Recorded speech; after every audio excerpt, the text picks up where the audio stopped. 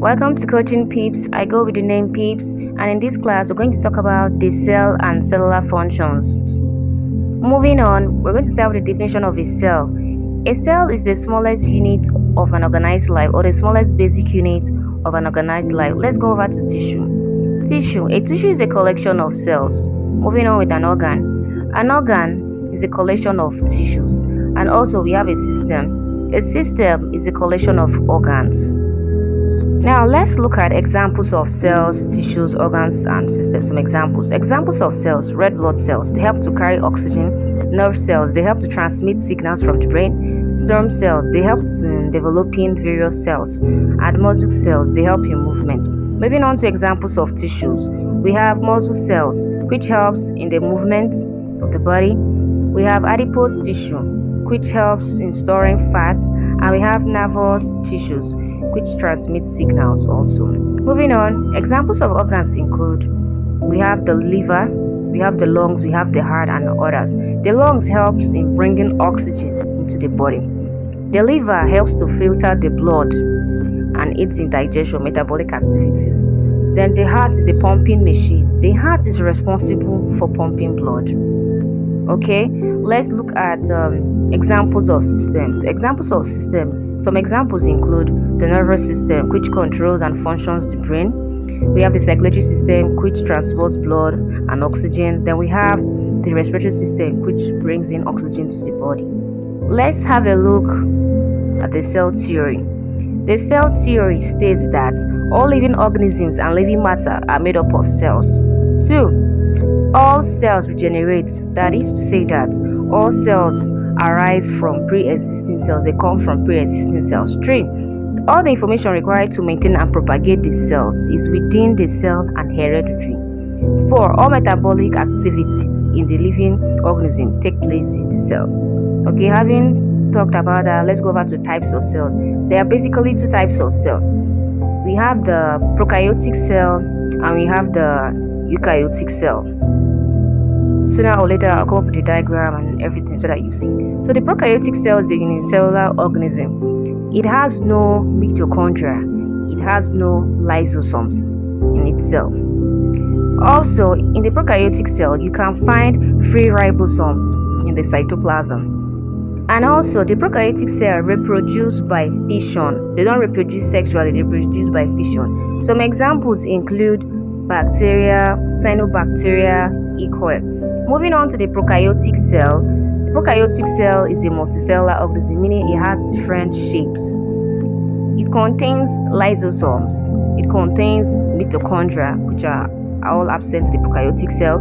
It also contains a membrane, enclosed by a membrane, a plasma membrane. The eukaryotic cell has a nucleus. A nucleus is found inside an eukaryotic cell. They reproduce sexually by meiosis or mitosis. Examples are found in animals, yeast, plants, and so on and so forth.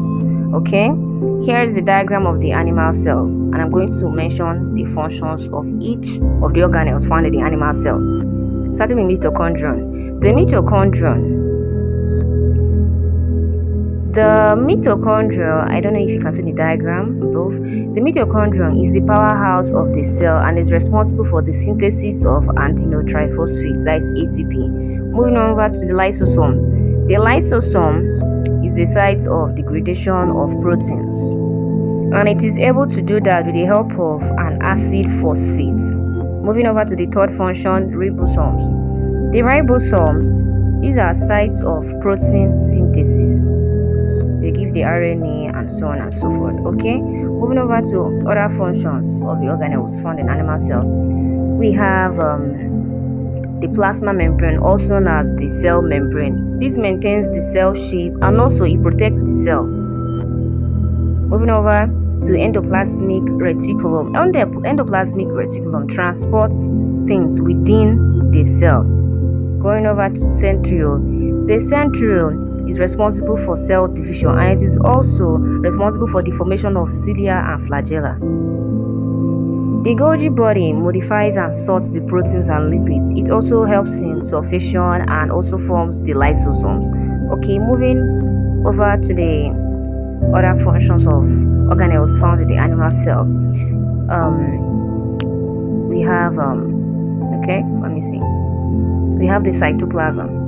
The cytoplasm supports metabolic reactions such as digestion and the rest. It allows movement of organelles within the cell. We also have the nucleus. The nucleus is the site of DNA synthesis. It is also responsible for gene expression. It regulates gene expression.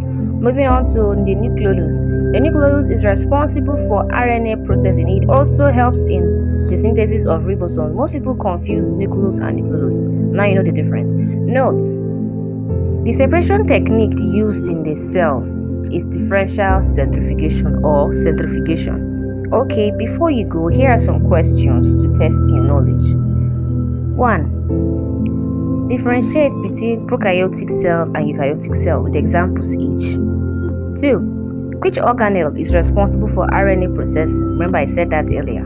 3. State the cell theory. 4. State a function of each of the following organelles. We have 1. Centriole, 2. Nucleus, 3. Nucleolus, 4. Cytoplasm. And the last question: what are organs? And give 2 examples stating their functions each. Okay, thank you for watching. Don't forget to subscribe to Coaching Peeps. I'll see you in the next episode. Thank you very much.